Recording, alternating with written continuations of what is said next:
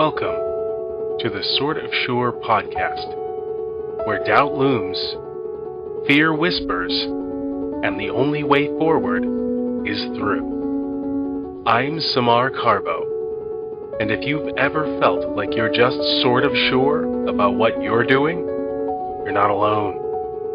This is where we face the uncertainty, push past the hesitation, and keep going anyway.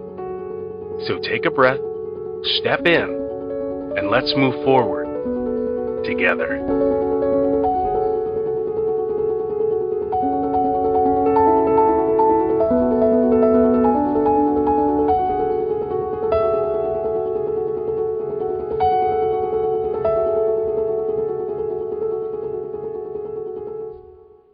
Hello and welcome to a special Sunday edition of the Sort of Sure podcast. We are coming at you with episode 33, meaning part 2 of my conversation with Dr. Darlene Williams-Prades, author, speaker, parent, podcaster, and so many other things. I truly don't have time to list all of them and get to this conversation, but we had so much fun. I hope you enjoy as we go a little bit deeper into the story that we've heard and into her philosophies on life. But before we start that episode back up, if you have a story of imposter syndrome or self-doubt, shoot me an email at sortofsurepod@gmail.com. Let's have a listen. I'm not just another business coach on TikTok selling manifestation and margins. That's not who I am. Right. I'm the person who mixes emotional intelligence with Excel spreadsheets and research and the real me. I'm the person who will cry because I cannot figure out how to get some of this techie stuff to work, and then I'll go right back at it. But the last minute giving up is not a part of what I do. If someone had to choose a word that describes you, tenacity. Yeah, and that weighs heavy on the people who look at you and think you're a superhero. And I'm sure in the life you live, there are many who see you as this pillar of self-assuredness and think, yeah, she's not like me. So then they're wrong. I walk into a room and I have imposter syndrome. I'm like, what? Yeah. So on that topic, when you have that imposter syndrome, a lot of people describe it as voices or strong feelings. What is it saying to you? It's saying, let's not pretend everything is smooth. Let's not pretend that. Yeah. Because people think being an entrepreneur is this glamorous thing, like camping in the rain in a hotel. No. Yeah. Oh, contraire, mon frere. It is really like going camping in a tent and there was a storm, you got wet, but you can't go outside your tent. Why? Because there's a bear. There is a bear. And you have zero Wi-Fi to get out. You have no bars on your... You're right. When I walk into a room filled with what I call elites, I smile and I say to myself, you belong here. If you didn't belong here, God would not have let you get beautiful with this hair and these lashes and these nails and these heels that hurt like hell. I don't know why men think that is the worst. They're so sexy. Yeah, we are so much in pain. I want to see you in a pair of heels. I really do. You're walking around for 5 hours smiling in a pair of heels that are like sky high, and your brain is going, oh my God, if I could just get home and take these shoes off. But they're good looking shoes. I just use compassion for myself. I start there. I use compassion for myself because you want to be the whole you. During your journey with anybody, you want to be compassionate towards you. You want to be sassy towards you. You want to be passionate towards you. And you want to be merciful and graceful towards you. Yes. When you walk into a room of suits, when you walk and you're the guy in jeans and some nice boots and a nice shirt and a blazer, smile. Obviously, you have a reason to tell them something. It doesn't matter how you dress. It doesn't matter if you came in a kangaroo suit. If you can give them what they want, that's okay. That's okay. Because at the end of the day, I tell people, so when you think about, and I do this with women a lot of the time. I don't do it with men as much because men are weird, but that's a Most whole other definitely story. are. But it's called imagination. And you say, I want you to close your eyes and I want you to imagine the person you want to kiss right now. You want to kiss them on their lips, not hard, just very, very gently, much like a butterfly. And then you want to breathe them into your very soul and then hold them there. And I ask them, say, now open your eyes. How do you feel? How do you feel? That's how you want to feel every time you walk into a room. Mm. Even if you walk in by yourself, imagine that kiss every single time and that feeling of security and warmth and love the energy that's being transferred back. And their hand on the small of your back and your arm on the back of their neck, just gently kissing. Mm. And women give me this, wow, that's an experience. I said, yeah, when you walk in, there's no imposter syndrome Yeah, because there can't wherever be. that energy is, it now follows you. So then, if you were to be speaking to, as I'm sure you are on a regular basis, but if you were to be speaking to one of the listeners right now, and they're in a place of imposter syndrome, maybe they're frozen, and they don't want to do the big things because they don't think they can, but if they could get out of their own way, they would, that kind of thing. What Uh-huh. advice would you have for that person? First, what are you afraid of? Answer that question honestly. What are you afraid of? Not what does someone do that makes you afraid. What are you afraid of? And the next thing I give them is a call out. And I'd say out loud, this voice telling you that you're not good enough, that's not the truth. That's fear disguised. That's fear disguised.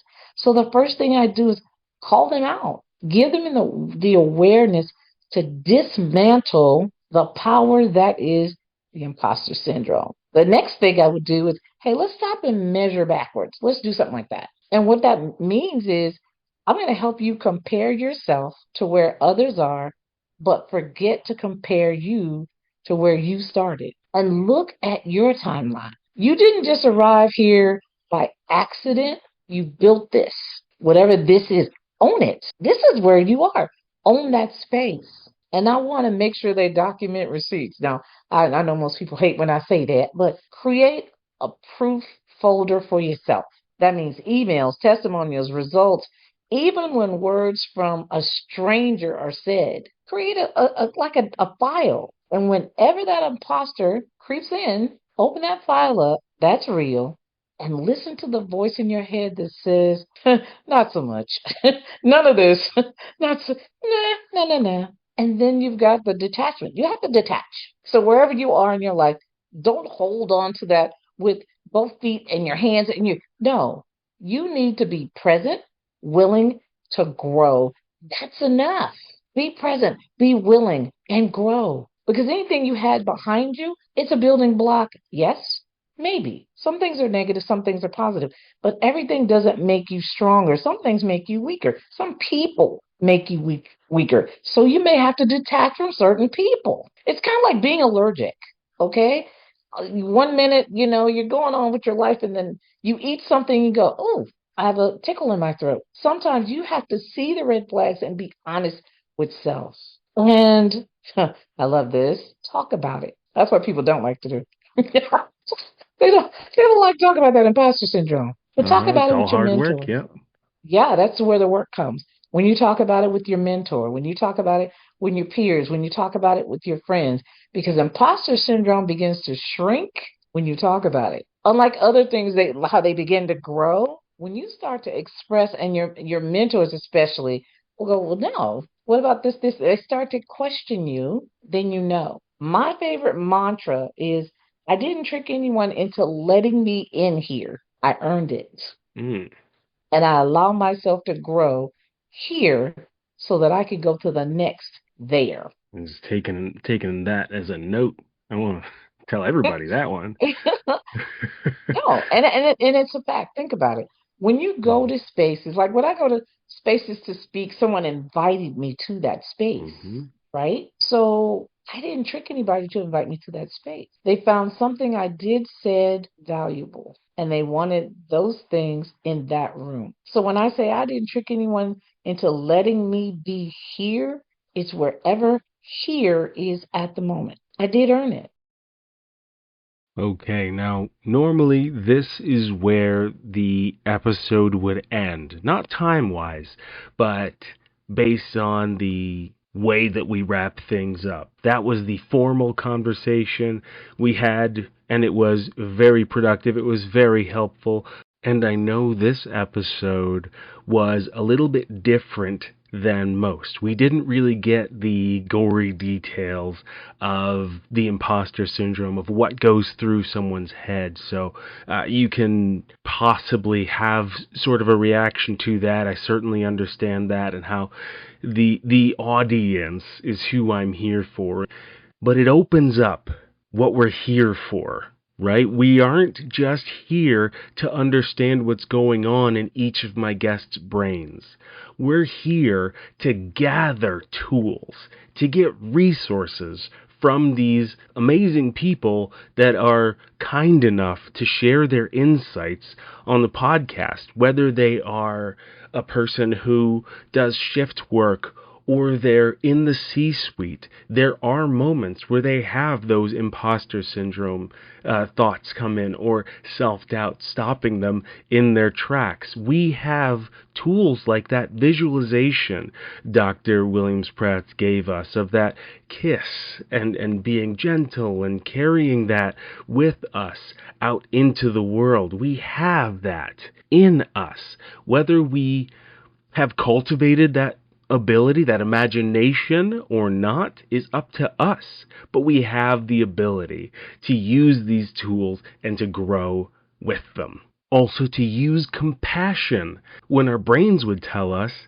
that perhaps compassion isn't the best choice, that perhaps we would just be better served by telling ourselves we're not worth a whole lot and that we should just stop in our tracks. Now, Dr. Williams-Prades used every second she possibly could to encourage. That's why she's great at speaking. That's why I wanted her on the podcast. As we go into this next part, the ending part of this episode, I want you to understand that the podcast was over. We were just chatting.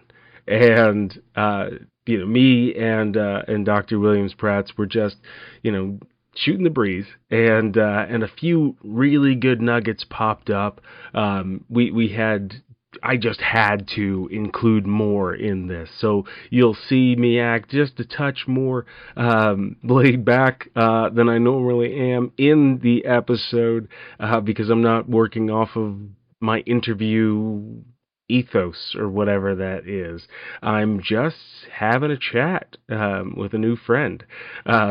So you'll see some of that pop in, and you'll hear her have some really nice words for me that were truly touching. I wanted you to enter into that moment that gets vulnerable and intimate, and it's just like playing an acoustic set. We did the big concert of the show. The episode was fun. We did our whole thing. And then we were just talking, and the things that just pour out of us are really good. And so you're also going to hear me just end the episode. So this is going to kind of be it in the middle here. And then she asked for my final thoughts, so I just give them. And I actually think it's a really good place to end. So I think that's what we're going to do. And we'll see you in the next episode, where I am just as excited to bring you that fantastic conversation. So I'll do this thing now. If you have a story of imposter syndrome or self-doubt, I'd love to hear from you. Shoot me an email at sortofsurepod@gmail.com. So what are your final thoughts? What are your final thoughts? My final thoughts Yeah. on what? On this interview? Well, leave it. What are you going to leave your audience with? You mean for this whole thing? Well, Yep. normally I do a separately recorded outro to save you time. But how I frame it is we are just like reaching in love, just like when we were talking about, well, when you did a fantastic poem that if it were anyone else, I would swear you had written it down. But I think just this has been a study of reaching in love, this conversation. You have shown the way for people to step out of fear, and that's into love. And that just having that welcoming atmosphere for my listeners and for I'm sure your many audiences will change lives. Just that demeanor that you have, and I'm sure I'm not telling you anything new, but that's what I feel. And on final thoughts, I can't see a room you don't belong in. And that's cultivated, right? And you worked very hard to be that person, um, because I feel very strongly that, no one was made in a lab. No one's a superhero that just showed up fully made. But you've also come through a lot of things, right? You've also had a divorce. You've had cancer a few times. You have done so many things already, and it hasn't slowed you down, either for a really good thing happening or a really bad thing happening. You've been a person who's stalwart in wanting to move forward, in wanting to change lives. And in getting to the crux of that, I see a person who is showing love. And I don't think there is a vanishing market for a person like that. And not even, I know market brings up money things, but um, that means to me somebody who is always going to be in demand in community. You are a person who draws people to themselves, and it's so evident that part of you has essentially always been there. So here's what I want to leave you with.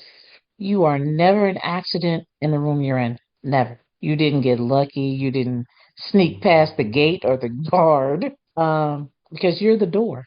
What you're doing right now, you're the door. You're the reason that the door is open. So whenever you're building or healing or hoping or whatever you're going through, keep reaching, Samar. Even when your hands get shaky and your head gets tired and your eyes get weary, that's where the real work starts. That's the real you. That's actually where you live. And if doubt shows up, because it always does, just smile. Because doubt only visits people doing things that really matter. And that's what you're doing, at least to me. What you're doing right now with people, with this podcast, with this community, it matters. So keep creating, keep speaking, keep that wonderful smile, that beautiful heart. Rest and begin again. Because I believe you got this. That's how I feel. I love that. Thank you. You're welcome. And thank you so much for having me. And know that I see your heart. You're not invisible to me. Well, thank you. And you never will be. Bye now. Bye-bye. Later days.